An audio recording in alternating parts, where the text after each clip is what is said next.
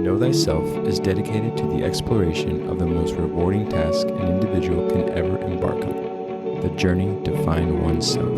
This is the Know Thyself podcast. Welcome to the Know Thyself podcast. I'm here with Daniel. Hello. And I'm Eduardo.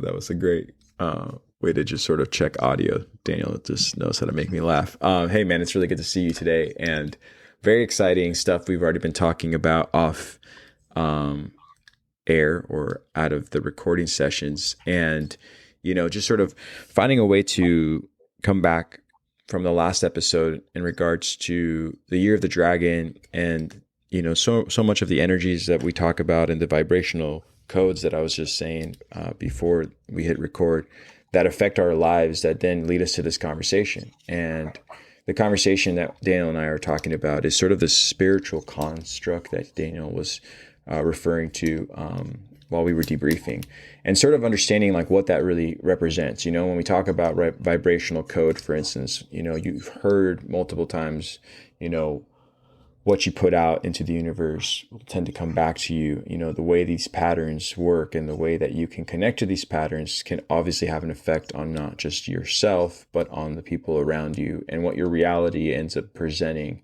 from those thoughts that you may have and the patterns and habits that we all create in this life. But some of the patterns and habits that we have are presented to us as our only options, which limit us because we think, well, this is how it is, right? Whether it's like a 9 to 5 days a week, or, you know, what things to eat, what things to wear, what things to eventually think. And then before you know it, the web is created out of all these little soldiers or all these little working ants that are just following into a pattern presented for you. But you can go outside of that pattern. And I think we revere a lot of people, or we give a lot of credit to people who become, you know, self-motivated, self-efficient, basically just find out how to be the best version of themselves. And then they create their own pattern and their own construct. And again, we've talked about individuals like this. And again, in this society, especially now with a lot of self-help books and individuals who want to tell you how to lead a path of success, you know, people are finding ways to get there, but it's very easy to just still be swayed by the programs that I think we can plug into on a day-to-day. You know, for me, it's like a commute to the software I use to do editing. Before you know it, I'm kind of just in the rhythm and don't even realize like what patterns I'm following into. So the spiritual construct that we were talking about, I really want to take a deep dive with you on this based on last episode. And also just like the energy of Pluto and all these other planetary energies that affect how we make these decisions. Does that make sense? Oh, absolutely, man. And I think that was a fantastic way to approach and continue the conversation that we were having last session together when we were looking at Pluto's movement into Aquarius. Because that's really what it is. It's the blossoming of the unique unfoldment patterning of the sovereign individual. That's what the Aquarian age is all about. It's really about the blossoming of your unique lotus flower and allowing for that authentic development to happen, just like it authentically happens in nature.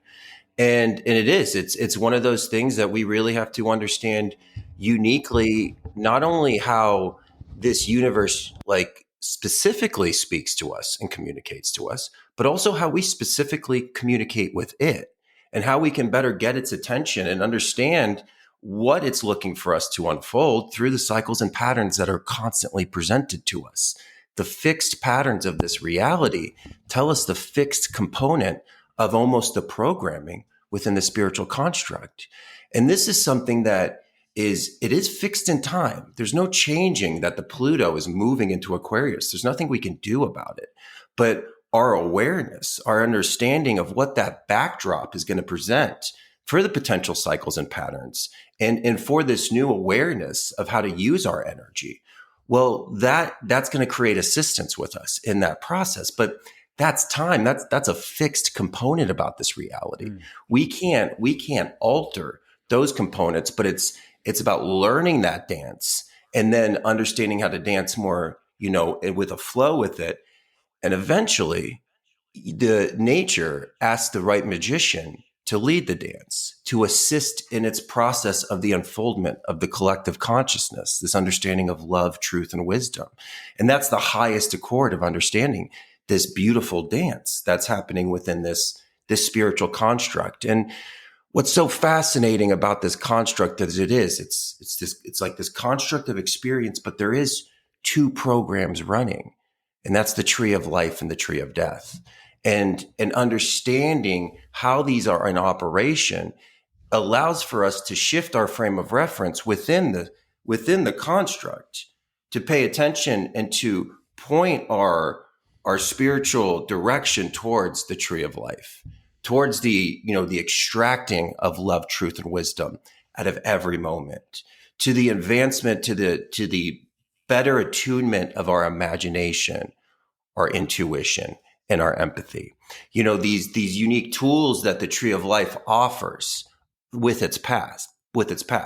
And it's simple in its conclusions, but it's the spiritual journey to arrive at those conclusions.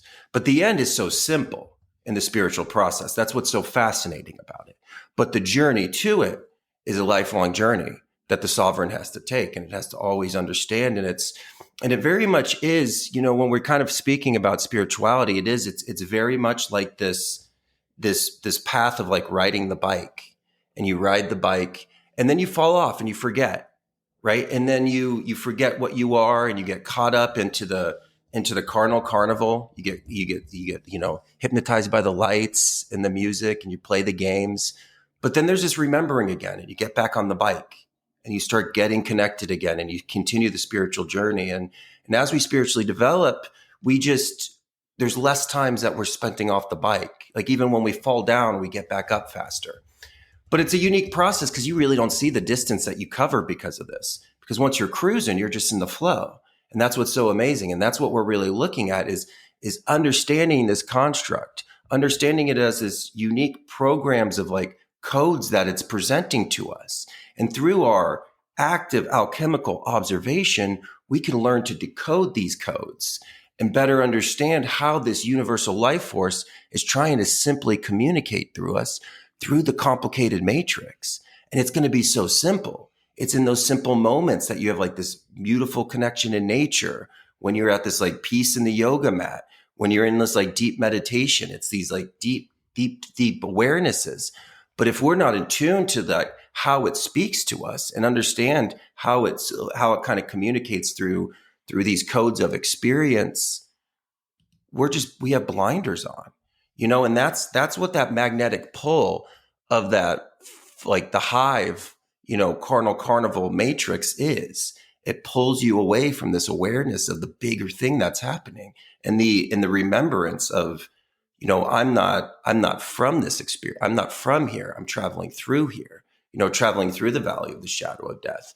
And so this understanding of it, I think, is so vital. And there's not a more important time to pick up on this, because it was almost like in that past period in Capricorn, that was like the training. It's like we all had a governor on our engines during that period. It's like our cars could go 180, but it's like they were stopping at 95. Well, that governor is going to come off now, so for the sovereigns, it's like tap into that generator. Like it's like vroom, vroom time. We're really going to be able to speak and operate within this construct in a way of limitation that we've never experienced before. We're really going to be able to tap into it.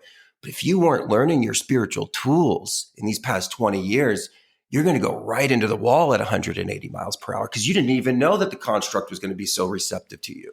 So again, it's the living with intention is becoming causal. It's the causal aspect of life. Seeing, rather than living in the effect, no, you could read the cycles and the patterns that nature is providing for us to better understand what we're going to find in the construct at that moment. And now it's a backdrop. It's not immediate. If it was too in your face, it would be, and it is very in your face, but it hides in plain sight. And it's like, it's only if you're aware of it, then you get to see these cycles and patterns, and you understand these bigger, evolutions that happen in the collective. And that's what's so fascinating about like transits with Pluto, Neptune, and Uranus. They're not the personal planets. They're beyond the 7 planets, which are the more personal, right? So they're more collective planets. They're like the next octave. That really looks at like the collective unfoldment of the universal consciousness. But also it looks at just the patterns of consciousness. So it looks at the patterns and potential of consciousness of the tree of life. And it also looks at the consciousness potential of the tree of death. And both are activated at this time. There's always 2 running in this program. And that's what makes it so unique in awareness. And that's what makes it so important to be aware of the map of meaning, of the map of experience, and learning that you're always in the cosmic classroom. It's just something that's in a concentrated experience that's happening in front of us at all moments. And it's that alchemical frame of reference that allows for us to really observe and understand this rhythmic pattern that nature is presenting and unfolding in front of us, that's trying to break through the complication. It's breaking through the complexity. It's breaking through the deception. It's breaking through the illusion.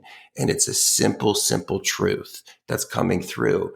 And it's only when we can tap into the simple and understand it that we can actually attune to it and really turn on our generators for this unique unfolding of what these next 20 years are going to offer the spiritual sovereigns.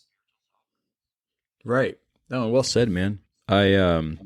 You said so many great things in all that, especially with the simple. Something that I've enjoyed listening to you talk about, the simple. And I think we've even mentioned about how when, getting to a point where you can sort of rattle yourself out of this, maze and this sort of hypnotized place that you can be stuck in and not connect to the higher self and not be in that state of mind of looking at the tree of life. It always takes a tragedy of some kind, or it takes some kind of really dark path that then brings you back to a place to finding a new road that leads you to a higher way of understanding what all things are and how to get back to the simple.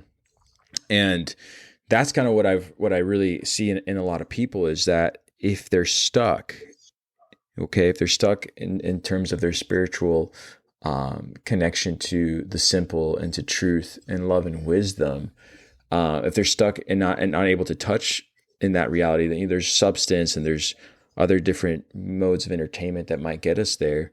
But truly to get there, you'll always see it simply at the end of someone's road, right? So at someone's physical deathbed, they'll talk about, maybe their regrets. So they'll talk about, how they didn't really take time to live simply. And this happens constantly because they're no longer tapped into the game. They understand that their physical body is tapping out of this sort of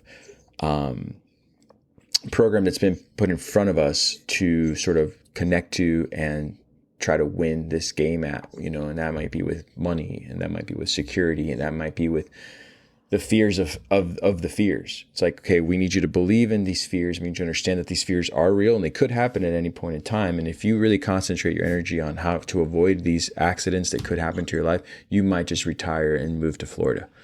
And so people kind of like play that game. They're like, okay, that seems like the safe route. And then it's not till the very end when maybe they have their grandchildren or something happens in their life where they're like, you know what, I'm out. I'm no longer going to tap into that. And they sort of look over to the right or over to the left, whatever side they're looking over outside of these patterns. And they realize, oh, the code was always here. The vibrational code was always here. And it's in love, maybe by the way they feel that their life is now coming to its end, or a new life is, begun with their grandchildren or whatever moment they have. And once they're connected into that, they realize like how simply you can live and how you can make these moves much fluidly. But it's hard to make these moves because then you get caught up in even terms like the woo, right? It's like people want to talk about things like The Secret, or they want to talk about things that they've heard about. And you're like, oh, are you one of those believers that if you really believe it, it'll come to fruition. And you kind of get ridiculed for sort of wanting to tap into an unconventional pattern, as they say, but it's not unconventional. It's there for you, and it's there for you to sort of understand the same you would with the tides. You know, it's like how they're moving, when they're moving, what the weather patterns are. It could benefit you or it could destroy you. But if you have a good understanding of it, you can really, get ahead without having to use too much of your physical power and let the winds blow your sails in a direction that would be much more arduous if you went against the wind or in a really bad storm. And I just think it's interesting that we can talk about nautical navigation. We can talk about the Polynesians and how great they were at following the stars and understanding these patterns and how they got from one place to another. We can talk about it, but we talk about it in such a past tense that it's like, well, we no longer need those sort of tools that are around us. We have everything we need right now, technologically speaking, to advance forward. There's no need to dig deep into the simple. And that's where we're absolutely incorrect. We're getting so much further away from the simple that it's becoming more complex to tap back in, and not even complex to tap back into this spiritual construct that we're talking about. But you almost might get ridiculed. It's like, well, what are you doing? How are you not making more money? And how are you not working more hours? You should be doing. And you realize, like, whoa, they just turned up the levels of how we get this reward system and this feedback in a way that is worse than ever. Consumerism used to be at least sort of a gradual thing over the last, say, like 60 years. It's like, okay, you're going to do this to get this, and then maybe you'll get this. Now it's like, it's fast paced. It's like, hey, if you really want to, if you're a hustler, like, you can really make your life and your living exactly what you want. But they're basically hijacking something that was already yours, and they're just repackaging for you to be like, play the game, but we'll tell you like where the board game lies. Here's all the pieces. And people are like, I'm winning at this game. It's like, good for you, but you're also getting further and further away from something that not only our ancestors, but our spiritual ancestors from, the entire universal construct have always been aiding us in and have been trying to get us to connect back to. And again, why does it have to be until death or until a birth comes along to tap you right back into what's important? I'm experiencing that right now. I can say that with my son. It's simple. There's nothing about him that is, involved in this idea of like a hierarchy of me making more money or being taken more seriously. Nothing like that. It's just his eyes, my eyes, his eyes, my eyes. That's all I see. And as we connect, he allows me to reawaken. He just giggles, and then I giggle back, and I'm like, this feels so good. And again, it has to be something that intense, like I said, death or a birth, that makes you kind of come back to that simple. And so it's fascinating that we never really talk about this spiritual construct that is always in front of us, because, we're hypocrites about it too. Like, here we are doing a podcast, and the podcast goes into a system that can record this voice and this conversation, and then it goes out into the world, and then we're playing back into the game again. But I think why I appreciate these conversations with you is we kind of get to tap out for a second and actually have this conversation about the simple, and how much more complicated it is to get to the simple nowadays. So anyways, that was my tangent for this morning. I had a lot of coffee. Go ahead. No, I love it, man. I love it. And yeah, absolutely, man. And it's, the simple is just the internal piece that we've fortified over this experience, and the understanding that, like, yeah, no, the external is not supposed to fall into the patterning always that we need it to. It's about the internal fortifying the self, being the pillar. So, whatever the collective hive mind ocean presents to us, we're able to find that pace, find that, grace within ourselves. And it is a fascinating component, because as the spiritual potential of the individuals increases, so does the capacity of disassociation and the deception of sensation. And, one of the things that we'll kind of see with this Pluto and Aquarius is much more of a Brave New World future than the 1984 future between like Aldous Huxley and George Orwell. It's going to be more of this sensation, pleasure, tapping into even like the headset kind of component, like we spoke about and everybody else is aware of. But it's gonna pull in a unique kind of way of distraction.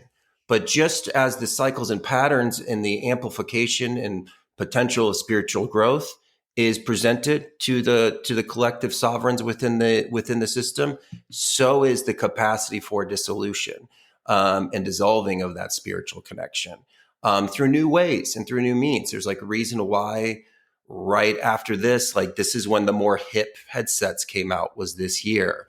And it's more of less of like little kids playing games now.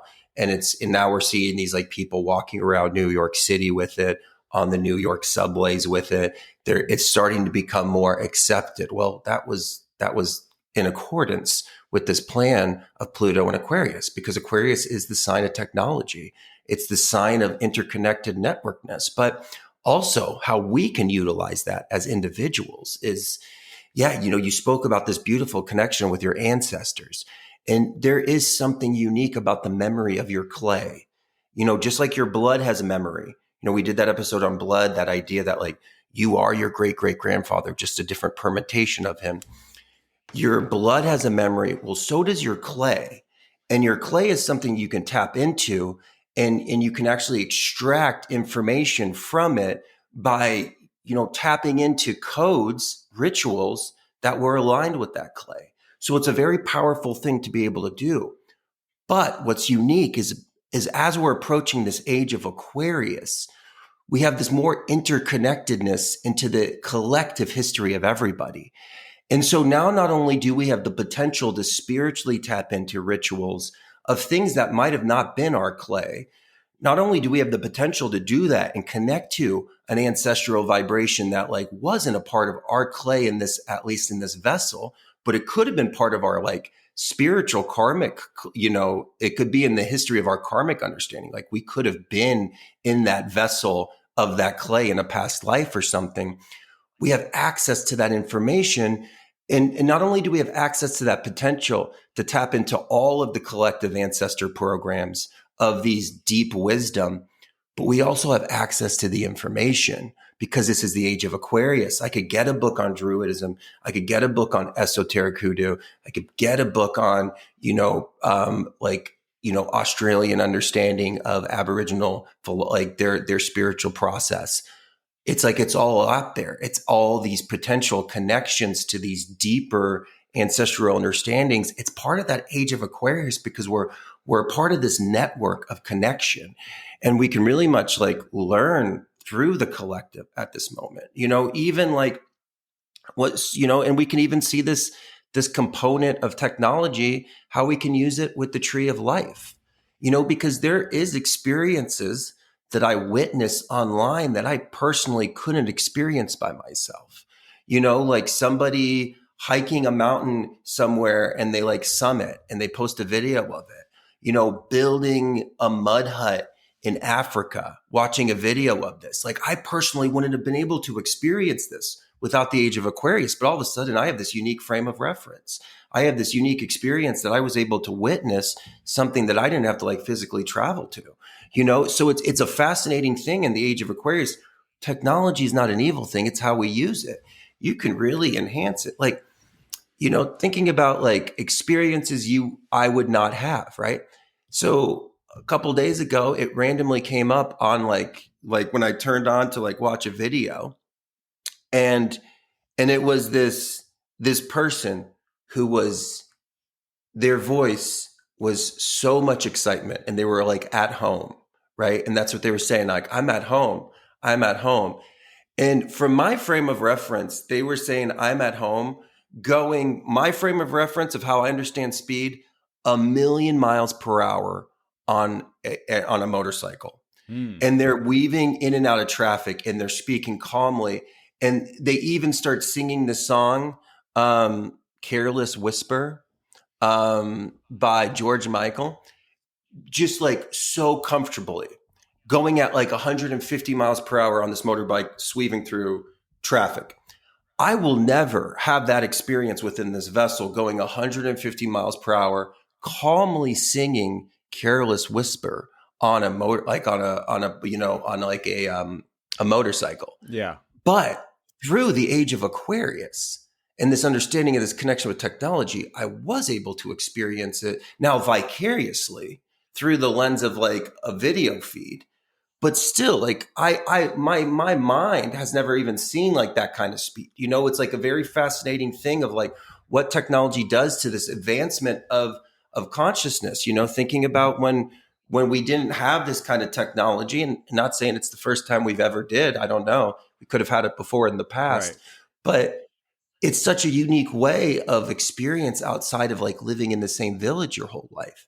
Do you know what I mean? For what we get to see and experience. So thinking about it in the spiritual context, like you're open to all of this spiritual information, and what generates results is what's valuable. You spoke about that with like the tides and understanding the moon, and like people like talking about the book of The Secret. If the method that The Secret created for you generates results, well, vroom, vroom, go for that, do a wheelie with it. You know what I mean? That's perfect. Now, if you read that book and that doesn't generate results, and you learn how you approach that, and maybe you pick up other books that give you a better, like a more complete understanding of how that attractive component of your heart works, and you formulate your understanding how you attract events, experiences, and things into your life, well, and it gains results, perfect. That's what we're always looking for. It's so simple. Everything is result orientated. If it generates results for the unfoldment of yourself, then this is the programming that's looking to get into us with this Pluto and Aquarius. And again, thinking about everything as a code, everything as a vibration and a frequency. The color of your shirt is a code that you're putting out into the reality. And the reality accepts the color of your clothes, and it processes it, and then it responds to the color of your clothes. This is why when you wear like a suit and you like do your hair, you feel classy and you have a pocket watch. It's because you're like putting this classy vibration into the reality. When I'm like driving in the truck in the summer, got cut off shorts, and I'm like little, Travel and Daniel, I have a Travel and Daniel kind of energy because I'm putting out that code into the reality. Everything is a code, and it's this thought, emotion, action that is how you program this reality. And we learn more how we uniquely program as we go through this process, and how this construct uniquely responds to us. And again, that's what this Pluto age is about. Really learning like what generates results for you. How does understanding the moon, but how do you uniquely operate in the moon signs? Yeah, okay, the moon's in Aquarius. How does the moon in Aquarius though uniquely affect you? Like, this is by like self-observation. Now you can understand it by observing the collective as well, because it's all part of the lesson. Everything's a code, everything's a vibration. And then when we tune into it, we can really start to extract that data, and better understand like where we are through this kind of this game, like a chessboard. I agree, man. There's so much that you said was great that I want to ask you questions about. And in terms of Pluto's energy, and then this idea of Aquarius, and you brought some great examples as well as with Aquarius in regards to technology. But with transformation and the idea of the renewal, right? Like the new energy that could come from like destroying old patterns or old habits and starting over again. How do you think people tune into that? I mean, I guess my question more specifically is like, when you see people and they're aware of this energy, or they're aware that it's happening, what is a good recommendation, I suppose, that you would tell me? Like, hey, if you notice that this is happening with your work, heads up, because this is what you'll probably find yourself having to face. Sure. And this is how you can simplify that. And so I hope that question sort of makes sense. Oh, no, it's a great question, man. Great what question. you have to say about it. Yeah, absolutely. And, and again, too, like sometimes when we're thinking about astrology, it is just like the universal life force. It's more simple than it seems like, because like Pluto, we're like, okay, what does Pluto mean? Well, Pluto is rules the sign Scorpio. So they speak the same language. So it's cycles of death and rebirth, right? It's the eighth sign of the zodiac. So it's like that circuit. It's the infinite sign. And if you remember, you and I have had a lot of conversations on Scorpio because it's your most dominant, zodiac sign. It's your moon and your rising sign. And it's like a really powerful energy for you. So we've had a lot of personal conversations about Scorpio, and every really conversation on the podcast has a Scorpio hue to it because the esoteric and the occult is ruled by Scorpio. It belongs to Scorpio. It's like the study of the hidden. And one of the things that we spoke a lot about with Scorpio was the three levels of Scorpio: the snake, the scorpion, and the eagle, or the snake, the scorpion, and the phoenix. But it was always on three levels, right? And one of the things that we recognized it as like the eagle and the snake. And we've talked a lot about how this is like actually represented in serpent wisdom in the flag of Mexico. It's the eagle overtaking the snake, right?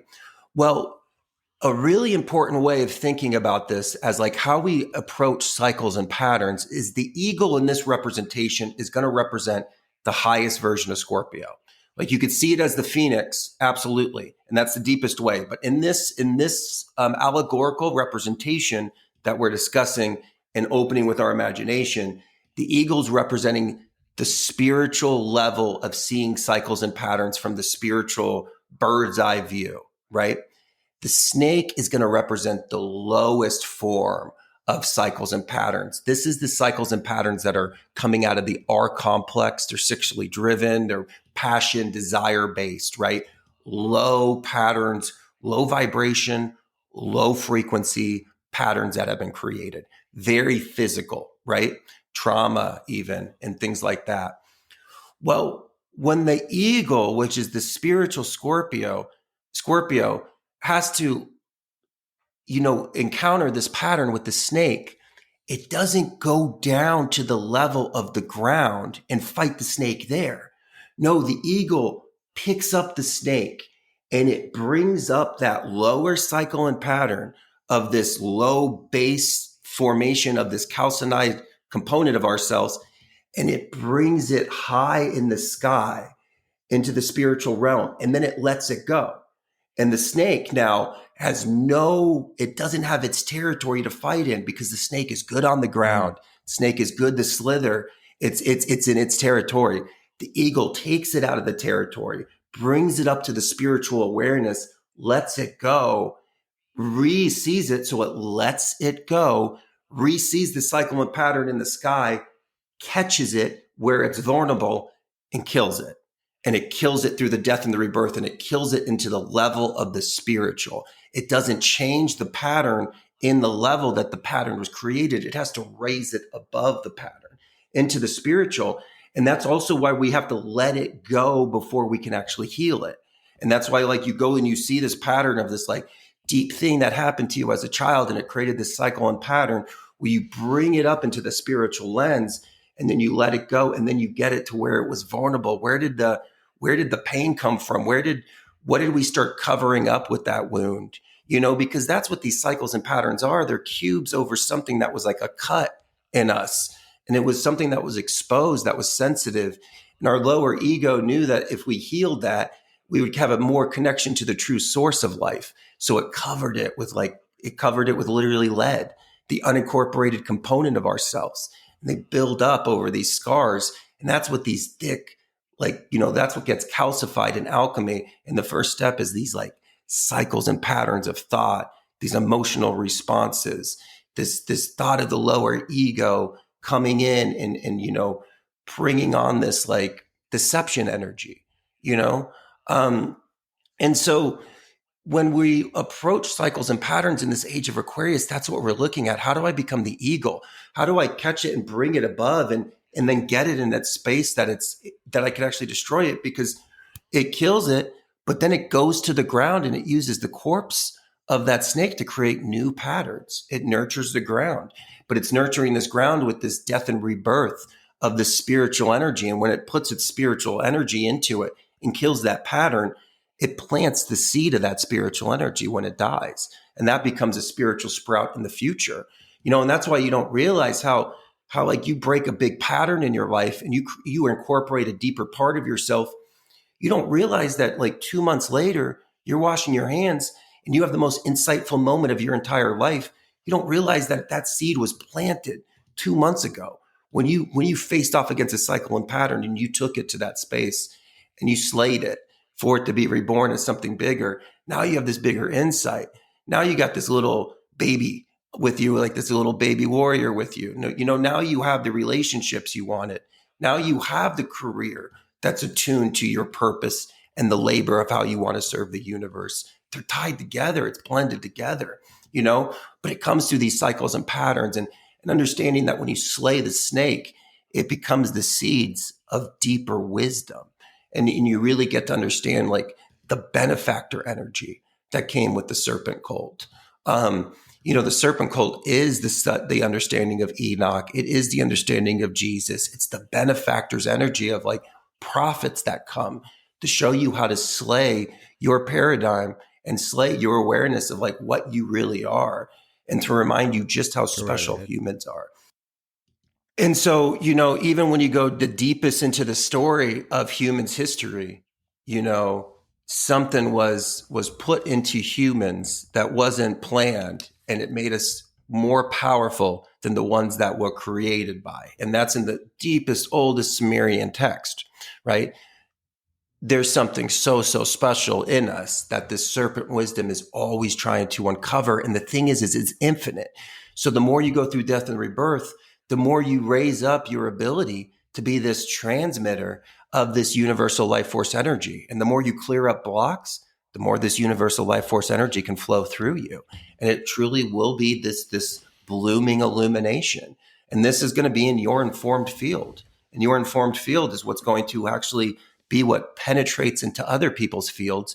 And your presence alone, when you're connected to your cycles and patterns, makes somebody more in tune to their own cycles and patterns. Your confidence in your love for yourself will actually, just by you being in space with people, will increase their confidence of love of themselves. It's your informed field. It's simple because the true God is simple. And again, there's results. Everything is result fortified.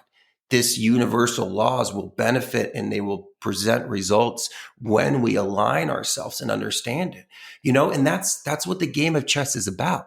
We spend the first beginning. It was like that Pluto and Capricorn stage was us learning how the pieces on the board moved, right? And we had to learn how the pieces on the board moved. And then when we start playing the game, we're responding to the black pieces. We're more in protection mode. We're just trying not to get captured. And then we start to play to be like, oh no, we can actually make moves in this reality and the black pieces respond to us. And we can start capturing those black pieces. Well, those black pieces represent the uncorporated part of your shadow. And you do want to capture those. You want to incorporate them back into yourself through love. And that's when you connect to yourself. That's why the white pieces overcome the black pieces. It's the internal self incorporating the shadow into the self. And you get all the way down to the king. And you can't capture the black king because that's the lower ego. You don't want to capture it. That's the body. That's the vessel. But you don't want to, but you contain it. So you put it in its rightful place as third in line to the true king and queen, which is the white pieces, right? And this is what's so unique about it, because that's what we're learning right now. We're learning about, you learn the dance, you can start to actually influence the dance, and you can start creating cycles and patterns that open up timeline potential for you that were not on the parameters of your future before, because you weren't open up those timeline potentials. But now it's like game on, like it's time to rev up the generators. It's time to really start to tap in to this universal life force. And we do that because we're the original magnet, universal father, electricity, universal mother, magnetism. Father is the creation, life force energy. The mother is the container. Everything is a container of this universal life force learning itself. So are you. So is the cup on your table. So is the chapstick that's jammed in the, probably the seat of my car somewhere. It's God learning itself as an unfortunate chapstick for the moment, or maybe it's exactly where it wants to be.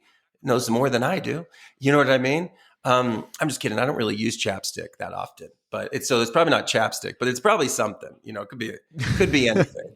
But I just and then no aim against chapstick. I just never never did it. I think it's because I actually took like that when we were kids, Mm-hmm. and those like chapsticks that my sisters had. I think I took like a bite of one once because it smelled. I feel like that was a memory, or I saw somebody do it. I don't know. Maybe it happened in a past life, but I remember there's like this aversion to it. But that's beyond the point. We should probably cut this. But either way, I'm sorry, man. We'll cut that part if that's cool.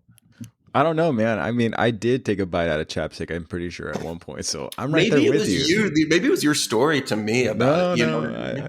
what I mean? But Yeah, no. So it's very much part of our history here. So I'll keep it. But dude, I love everything you're saying with the question that I asked you. And I know it's such a big question in terms of how this astrological energy and pattern can affect us if we see what it's doing or we see what it's not doing for us, and the patterns that are there in front of us, aren't always so clear. It's again through such tragedies that we live through that allowed us to have the real true eyes that help us see this internal beauty that we all have and we all care and we all like are connected to. And we've talked about how it doesn't have to be this sort of, awful experience that you have to go through. But every time I think it gets a little easier to tap into, because you don't forget the pain you experience from that one tragedy or multiple tragedies that you've gone through, whether it's like, just, grand shifts like going through sobriety or, letting go of a loved one or letting go of the past. The past can be so long in some people's mind, of what they lived for so many decades or so many years. And then to let go of it is even just its own death, but from the rebirth, every rebirth you have, and every time a new energy is presented within this construct, I think you can tap in a little faster, and you'll find people who can do it too. And you start to befriend them a little quicker. I know for a fact I work with someone like that right now, and she's about 11 years younger than I am. She's in her early 20s, but she's been through so much already in her life.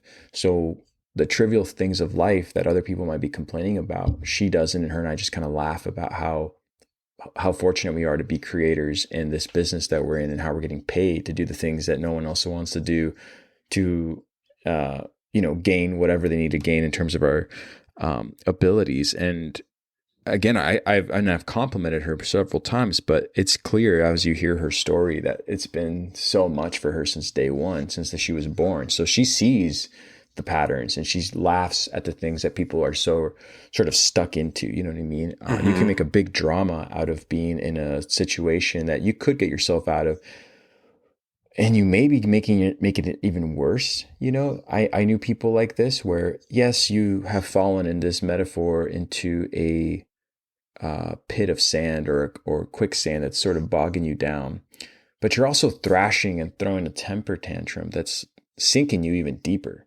If you just stop for a second and look over to your right or left, there's a branch you can pull yourself out of, and it's going to get a little messy, but you'll get out. And some people are just so caught up while they're knee deep in this, looking at you going, how do you not see my situation? How do you not see how it's sucking me down? It must be so nice to be you on firm ground.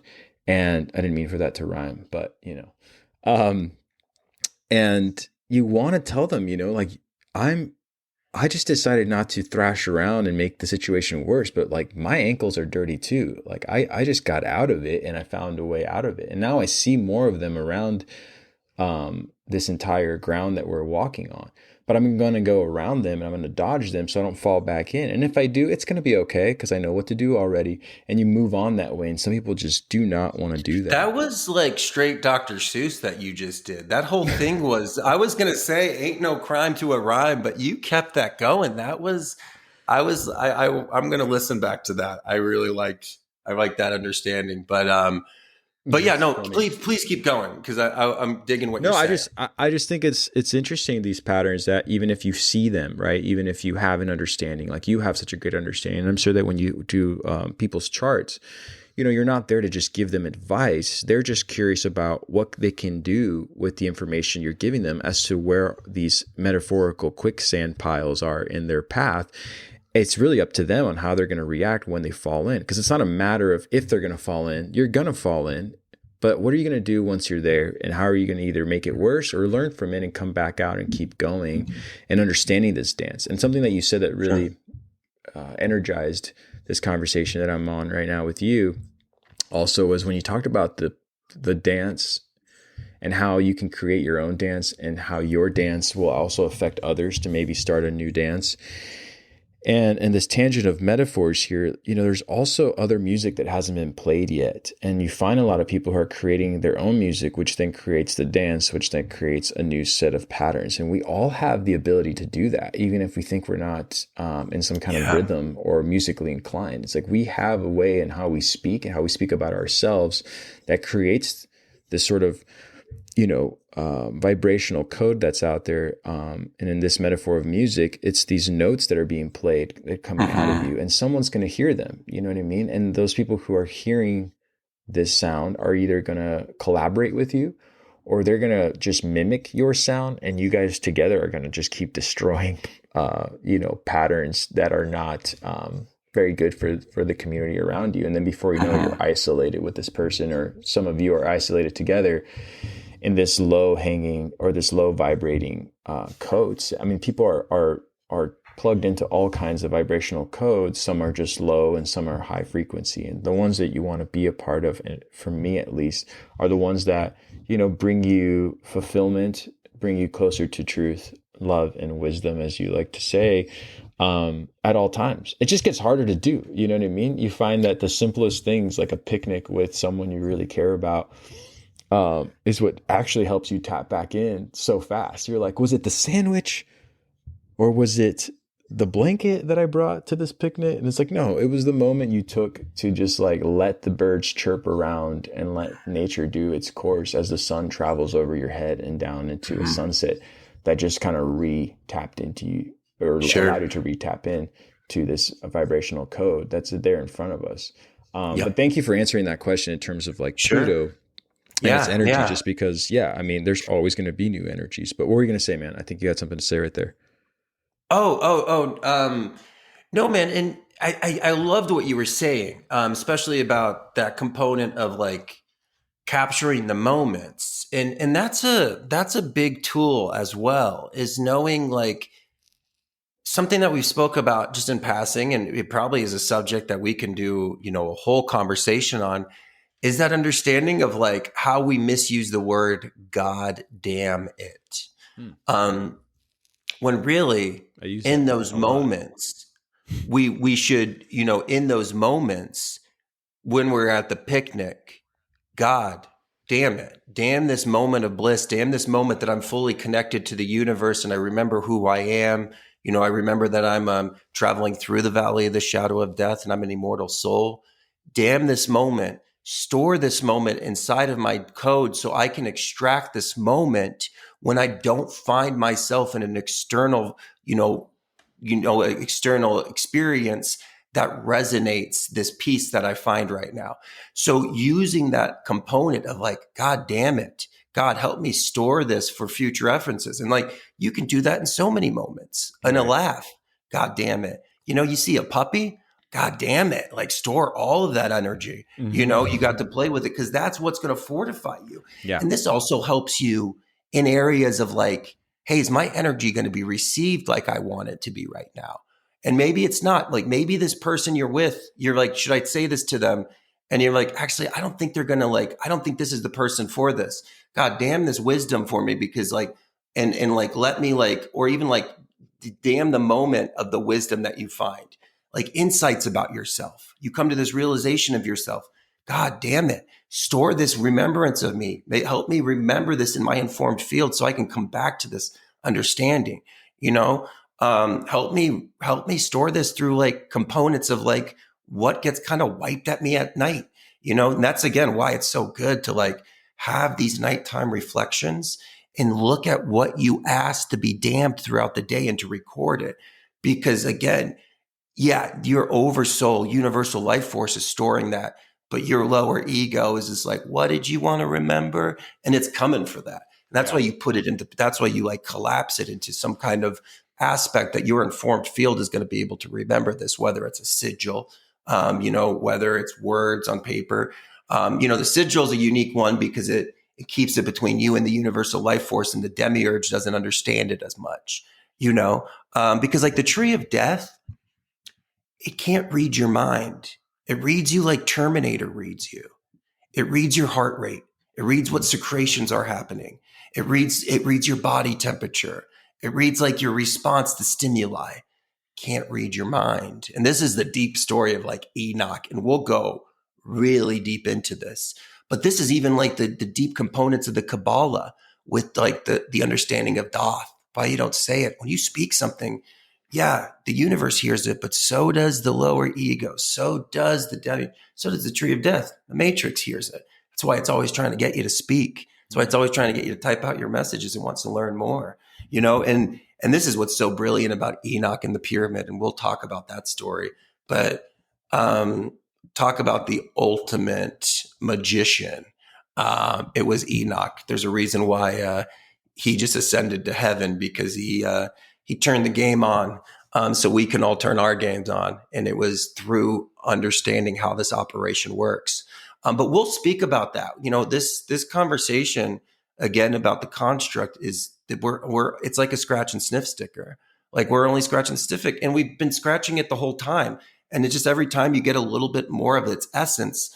But we're never going to understand the fishbowl being inside the fishbowl. So we can only say what it's like, and we can kind of like point to understandings of it. But, of course, over time, we're going to fortify a more utilized network understanding of what this experience is. But we do have to learn it in these small conversations and these small parts, and understanding that the whole is greater than the sum of the parts. It's not just learning alchemy. It's not just learning astrology. It's not just learning your true history. It's not just isolated in one subject. It's all of these subjects unifying and understanding that all subjects is the experience of consciousness. The subject of math is the experience of consciousness with numbers. The subject of science should be the experience of consciousness with the scientific method. This is what we're looking at. We need to look at everything as this like understanding as consciousness. And then the cosmic classroom simply opens for us. There's nothing we have to do besides to open our awareness to it. It's so simple. But the thing is, the cosmic classroom loves us so much that it doesn't impose itself on us. It makes us go towards it. And then it's a quickening, and it will move mountains to get to us. And we'll have a unique form of protection. Even when the lotus come, I know that the universal life force is going to have me exactly where I need to be at the exact same time, because I trust in it 100%. There's no fear. I'll be exactly where I need to be. And that's what we look for through this fortification. And that's the only consent. The only consent we have is the relationship with this universal component of creation, and knowing that our relationship with creation is completely the result of our trust in that relationship. And it has nothing to do with its trust in us. It's our trust in it, realizing that it is it. We are it, trusting it, experiencing it, living through it. Mm-hmm. Yeah, it's not that big, scary clown. No, it's not that big, scary clown. But it can be. It can be. But it absolutely can be. There's no denying, I'm